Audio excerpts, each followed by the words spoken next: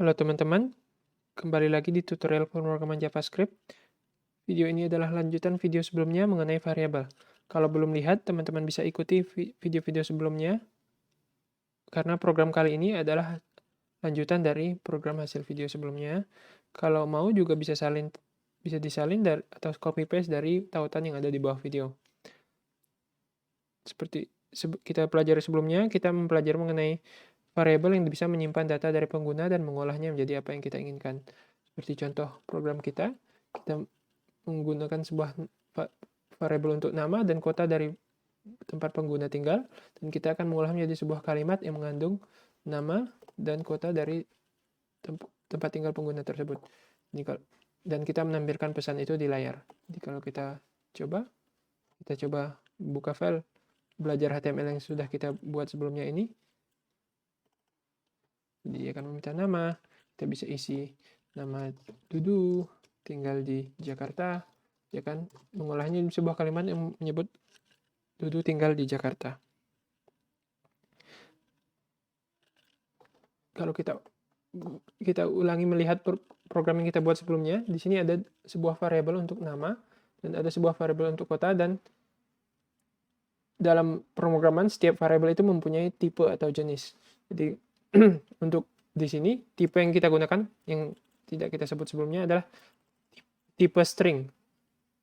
String artinya adalah tali atau untaian dalam bahasa Inggris, dan dia dinamakan jenis ini dinamakan demikian karena teks yang disimpan di variabel ini adalah sebuah teks atau untaian dari beberapa karakter, dari sejumlah karakter. Jadi untaian dari S, I, A, P, A, dan seterusnya jadi sebuah variabel. Tulisan string itu seperti ini, dan ini bisa diingat karena nama string ini akan sering muncul dalam pemrograman dasar, karena teks yang berisi karakter biasanya disimpan sebagai variabel berjenis string. Kali ini kita akan mempelajari jenis variabel selain string, yaitu number atau angka. Jadi number, kalau string atau teks tadi gunanya adalah menyimpan rentetan karakter, kalau number ini gunanya adalah menyimpan angka, dan dengan ini kita bisa mengolahnya dengan melakukan perhitungan seperti perhitungan matematika. Kita mulai saja.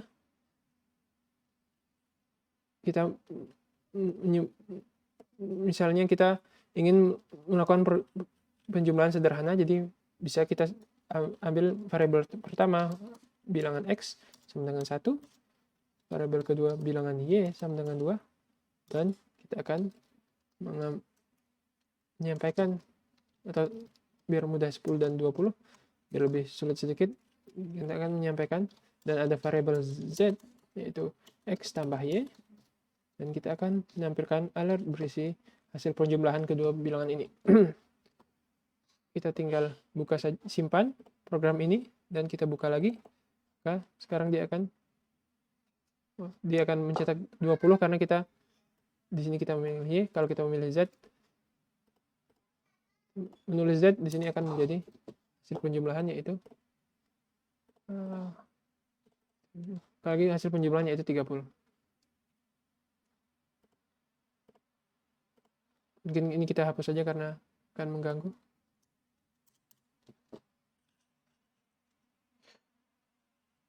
Nah, bagaimana agar kita bisa meminta angka ini dari pengguna, sehingga kita bisa menjumlahkan bilangan apa saja yang dimasukkan pengguna. Untuk itu, seperti sebelumnya, kita menggunakan kata prompt, bilangan pertama, dan lakukan prompt selanjutnya itu bilangan kedua,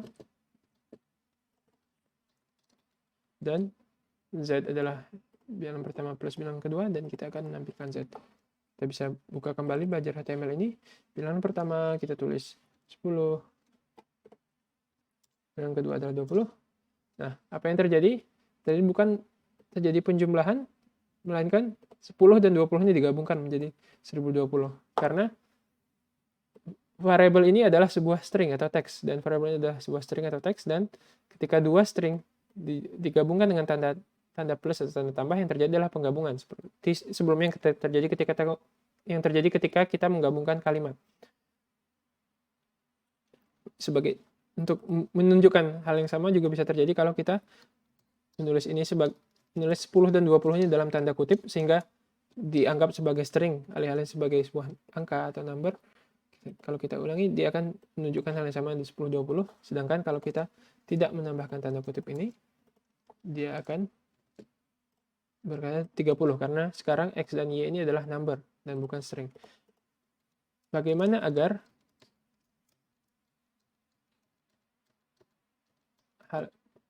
prompt ini yang secara alami dia menghasilkan sebuah string, kita mengubahnya menjadi angka. Kita bisa juga mencoba di sini. Jadi ada sebuah formula atau sebuah fungsi dalam JavaScript yang bernama parseIn. Tujuan dari parse ini adalah mengubah yang tadinya teks menjadi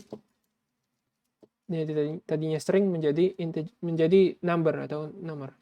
ParseIn ini dari bahasa Inggris parse artinya uraikan, int artinya adalah singkatan dari integer yang artinya bilangan bulat. Artinya ini uraikan teks ini menjadi sebuah bilangan bulat sehingga 10 yang kita kasih tanda kutip yang awalnya menjadi string menjadi sebuah angka.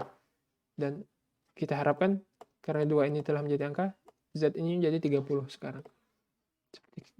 Dan ini sesuai dengan yang kita harapkan. Bagaimana menggunakan ini dengan kata prompt tadi yang mengambil dari user, kita tinggal mengganti 10 ini dengan prompt. Ini prompt bilangan pertama.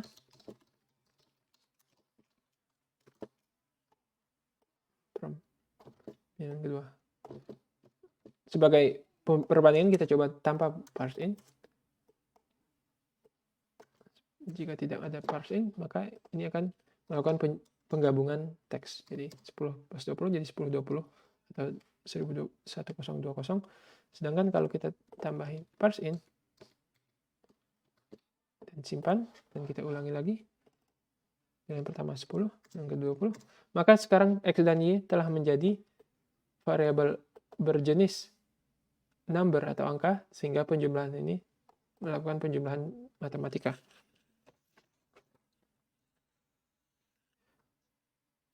Selanjutnya kita bisa mencoba menggunakan fungsi perhitungan matematika yang sedikit lebih rumit karena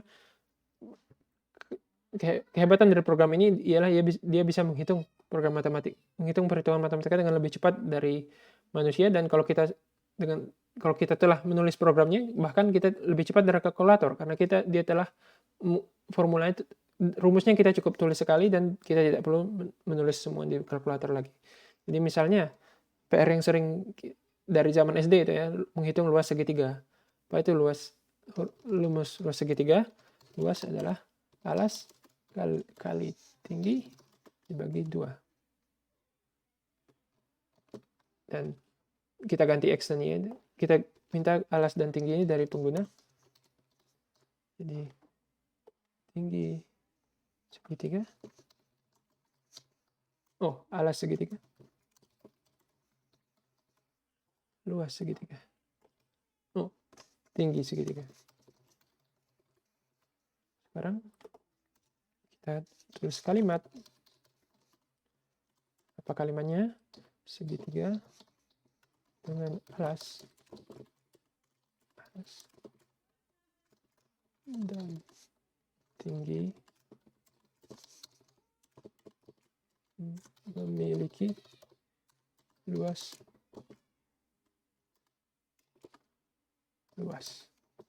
Segitiga dengan alas berupa alas dan tinggi berupa tinggi memiliki luas berupa luas.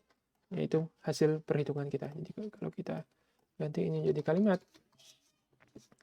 dan kita simpan file ini, kita buka lagi belajar HTML, alas segitiga 10, segitiga 20, segitiga dengan alas 10 dan tinggi 20 memiliki luas 100. Sesuai dengan perhitungan matematika ya, 10 kali 20 dibagi 2 jadi 200 dibagi 2 jadi 100.